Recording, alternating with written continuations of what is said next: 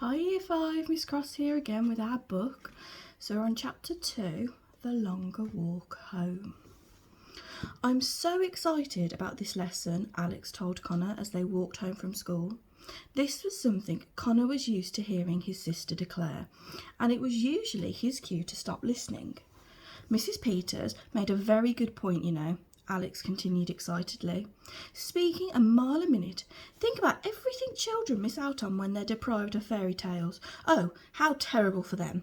Don't you just feel awful for them? Connor, are you listening to me? Yup, Connor lied. His attention was focused on an abandoned snail shell he was kicking along the sidewalk. Can you imagine a childhood without knowing all those characters and places? Alex continued. We're so fortunate that Dad and Grandma made such a point of reading them to us when we were little. Very lucky, Connor nodded, although he wasn't exactly sure what he was agreeing with. Every day after school, the Bailey twins would walk home together. They lived in a charming neighbourhood that was surrounded by more charming neighbourhoods that was surrounded by another series of charming neighbourhoods. It was a sea of suburbia, where each house was similar to the next, but uniquely different at the same time. To pass the time as they walked, Alex would tell her brother everything on her mind, all her current thoughts and concerns, a summary of everything she had learned that day, and what she planned to do as soon as they got home. As much as this daily routine annoyed Connor, he knew he was the only person in the world Alex had to talk to, so he tried his best to listen. But listening had never been Connor's forte. How am I going to decide which story to write about? It's too difficult to choose, Alex said, clapping her hands with excitement. Which one are you going to write your paper on? Connor said, wiping his head up from looking at the ground. He had to mentally rewind the conversation to remember what the question was. The Boy Who Cried Wolf, he said, choosing the first fairy tale that came to mind. You can't choose that one, Alex said, shaking her head. That's the most obvious one. You have to select something more challenging to impress Mrs. Peters. You should pick something with a message hidden deeper inside it, one that isn't so on the surface. Connor sighed. It was always easier just to go along with Alex instead of arguing with her, but sometimes it was unavoidable. Fine, I'll pick Sleeping Beauty, he decided. Interesting selection, Alex said, intrigued. What do you suppose the moral of that story is? Don't annoy your neighbours, I guess, Connor said. Alex grunted disapprovingly. Be serious, Connor. That is not the moral of Sleeping Beauty, she reprimanded. Sure it is, Connor explained.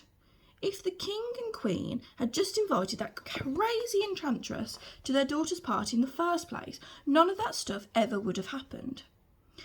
They couldn't have stopped it from happening, I suppose, said Alex. That enchantress was evil and probably would have cursed the baby princess anyway. Sleeping Beauty is about trying to prevent the unpreventable.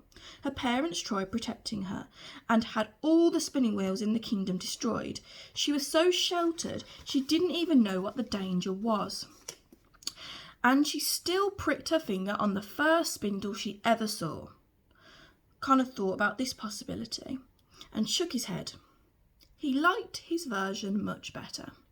I disagree, Connor told her. I've seen how upset you get when people don't invite you places, and you usually look like you would curse a baby too. Alex gave Connor a dirty look Mrs. Peters would have been proud of. While there's no such thing as a wrong interpretation, I have to say that is definitely a misread, Alex said.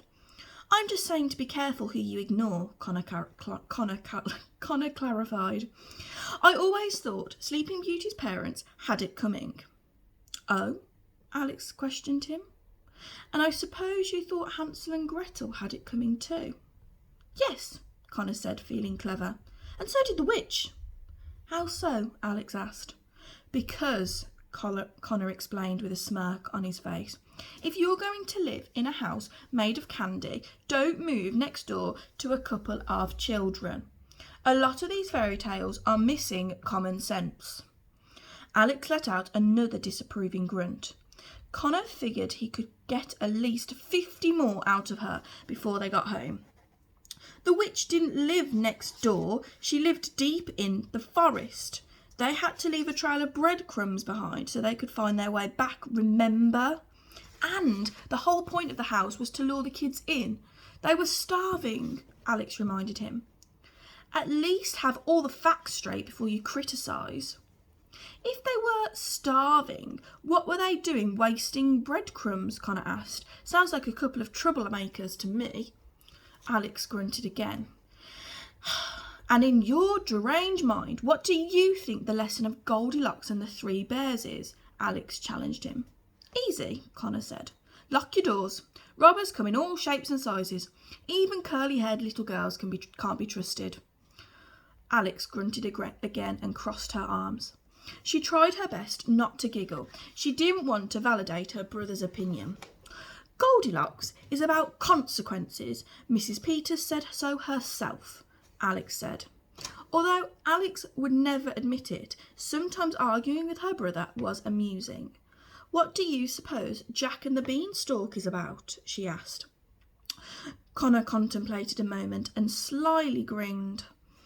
Bad beans can cause more than indigestion, he answered, laughing hysterically to himself. Alex pursed her lips to hide a smile. What do you think the lesson of Little Red Riding Hood is? She asked him. Do you think she should have just mailed her grandmother the gift basket? Now you're thinking, he said, although I've always felt sorry for Little Red Riding Hood. It's obvious her parents didn't like her very much. Why'd you say that? Alex asked, wondering how he could possibly have constructed that from the story. Who sends their young daughter into a dark, wolf-occupied forest, carrying freshly baked food and wearing a bright jacket? Connor asked. They were practically asking for a wolf to eat her. She must have annoyed the heck out of them. Alex held back laughter with all her might, but to Connor's delight, she let out a quiet chuckle slip. I know you secretly agree with me, Connor said, bumping her shoulder with his. Connor, it's people like you who ruin fairy tales for the rest of the world, Alex said, forcing the smile on her face to fade. People make jokes about them, and suddenly the whole message is lost. Alex suddenly stopped walking. All the colour in her face slowly drained away.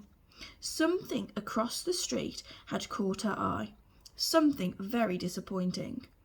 What's the matter? Connor asked, turning back to her. Alex was staring at a large house. It was a lovely home, painted blue with a white trim, and had several windows. The front yard was landscaped to perfection. It had just the right amount of grass, patches of colourful flowers, and a large oak tree, ideal for climbing. If a house could smile, this house would be grinning from ear to ear.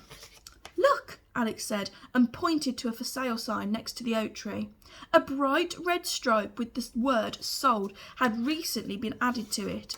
It's sold, Alex said, slowly shaking her head from side to side in disbelief. It's sold, she repeated, not wanting it to be true. The little colour in Connor's round face drained too. The twins stared at the house for a moment in silence, each not knowing what to say to each other. We both knew it would happen eventually, Connor said.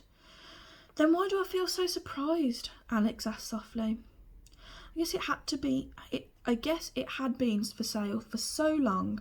I figured it was just, waiting for us. Connor saw tears begin to form in his sister's eyes. Come on, Alex, Connor said and kept walking. Let's go home.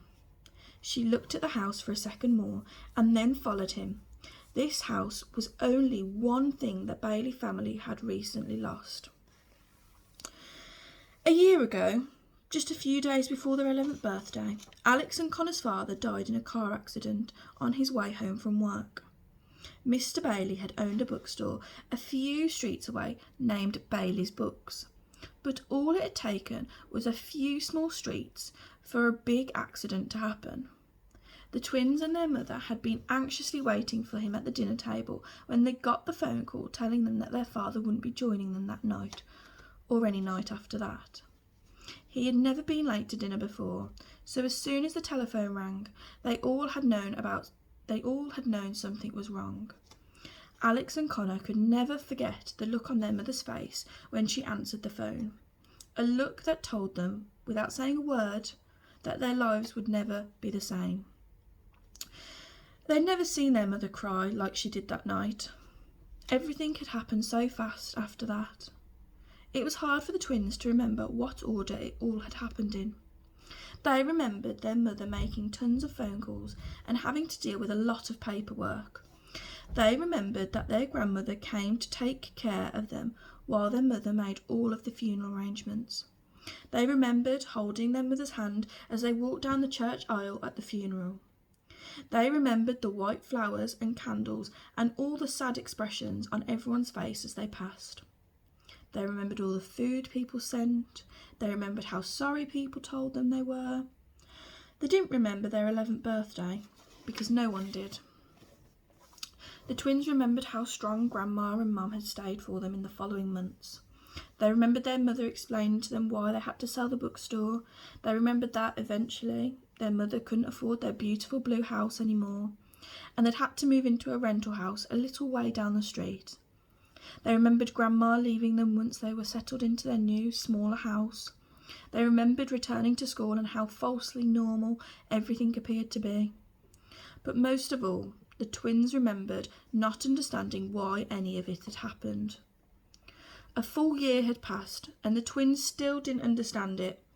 People had told them it would get easier with time, but how much time were they talking about? The loss seemed to grow deeper each day. Without their dad, they missed him so much, sometimes they just expected their sadness to swell out of their bodies.